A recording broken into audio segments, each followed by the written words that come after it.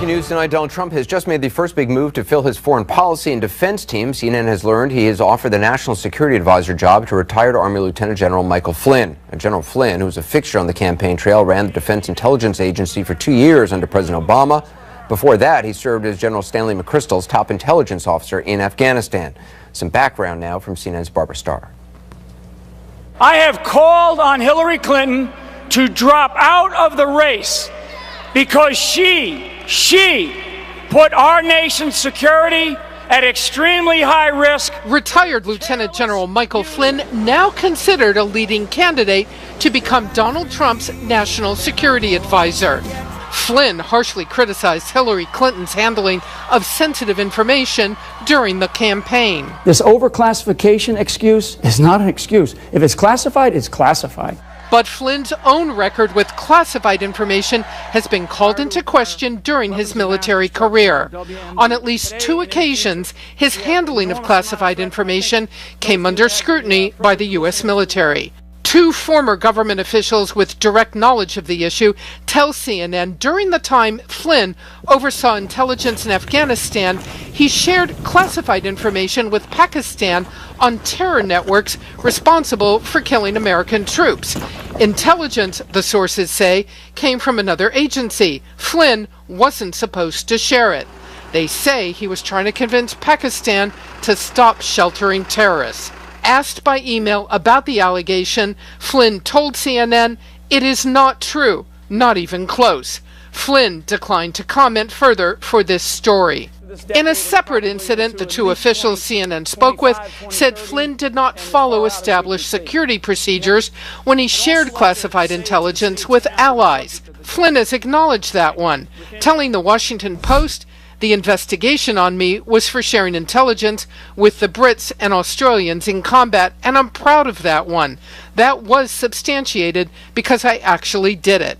Flynn says he had permission to share the classified information. In both cases, sources say the retired general was informally reprimanded at the time, but never charged with wrongdoing. And in 2010, while still serving as a senior officer, he published an article criticizing the state of U.S. intelligence operations in Afghanistan. CNN has learned that the CIA was so furious at Flynn for publicly disclosing shortfalls, it complained to the Pentagon, which had signed off on the article. Flynn joins tremendous access and credibility with Donald Trump. What makes General Flynn different from so many others that we've heard about on Donald Trump's transition team is he's the one with the real experience fighting on the ground in Afghanistan and Iraq. Well, that was Barbara Starr reporting, and so the breaking news tonight, Donald Trump has offered the National Security Advisor job to General Flynn. On the phone now is CNN military analyst, retired General Mark Hertling, and back with us also is Jeffrey Lord. General Hertling, what do you make of this offer to General Flynn? What's he like? Well, I know Mike from, we were general officers together. We served in Iraq together. He's a career intelligence officer. He's very intense and passionate about the collection, assessment, dissemination, and the use of intelligence. He has lots of time as a staff officer. I knew him when he was the intelligence officer for JSOC, and we were working together in the northern part of Iraq, serving. He was giving us information on targets as well as working with General McChrystal. But as he passes into the NSA role, he's going to have to be the smartest guy in the room, taking after folks like Kissinger, Scowcroft, Haig, Condoleezza Rice, Brzezinski. He's got to build consensus with some heavy hitters like the SecDef, the SecState, the Vice President, the Chairman of the Joint Chiefs, and he's got to help the President find the right solutions for some of the most difficult military and diplomatic problems that he'll face.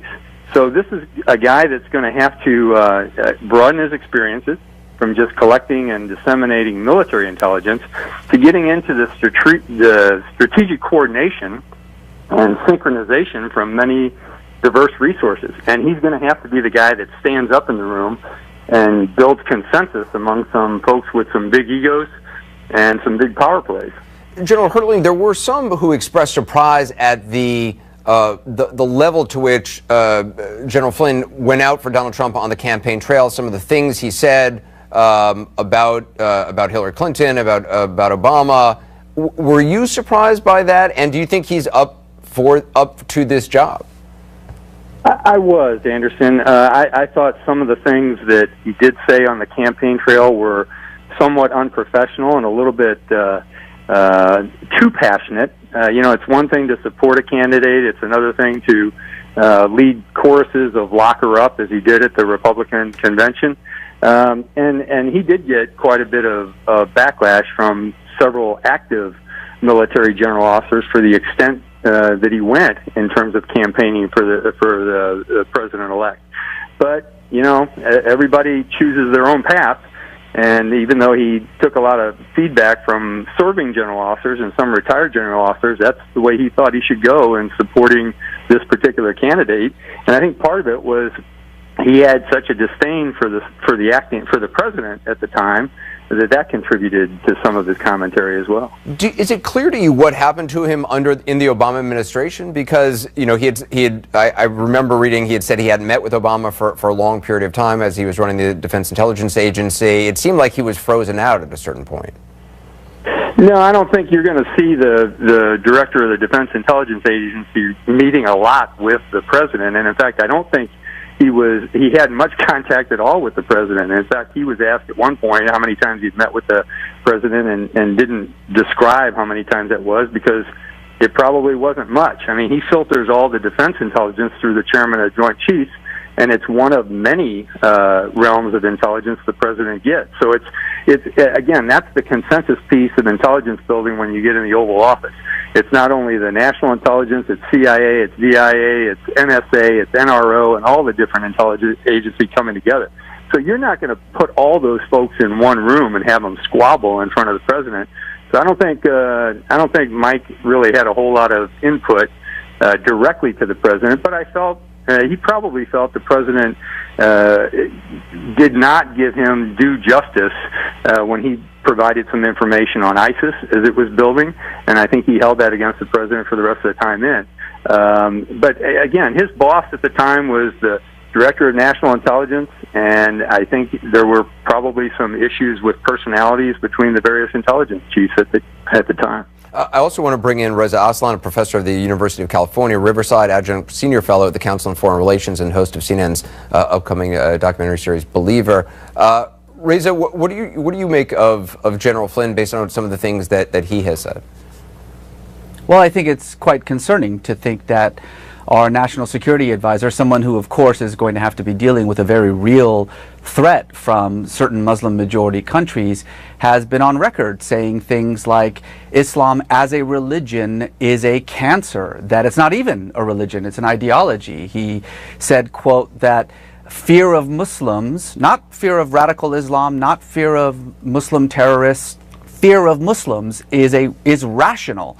I think these are going to be very difficult ideas for him to reconcile with this new position that the president-elect has put him into.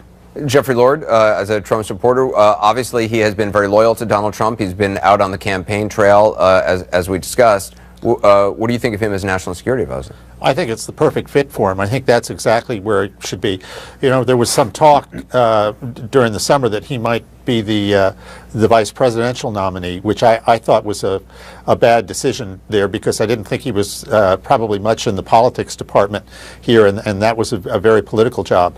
But as the General Hertling has said, this has been a collection in this job of people who've been both military leaders like General Scowcroft and academics like Henry Kissinger, Walt Rostow, McGeorge Bundy, etc. So I think he fits right into that tradition as a military man, and I think he'll do very well.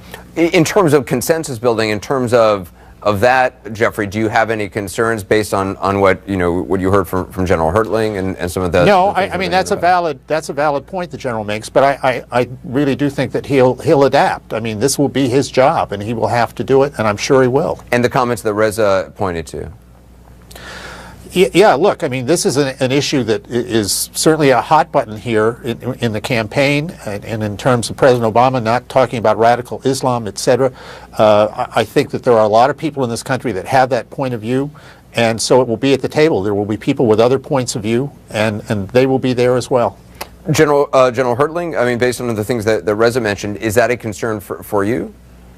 It is a concern for me, Anderson. I'm very concerned. I've read Mike's book. It was very concerning to me, some of the things he said in his book. I've seen some of the tweets he's tweeted out as well. And I think it is somewhat of an extreme view that Mike has on many issues.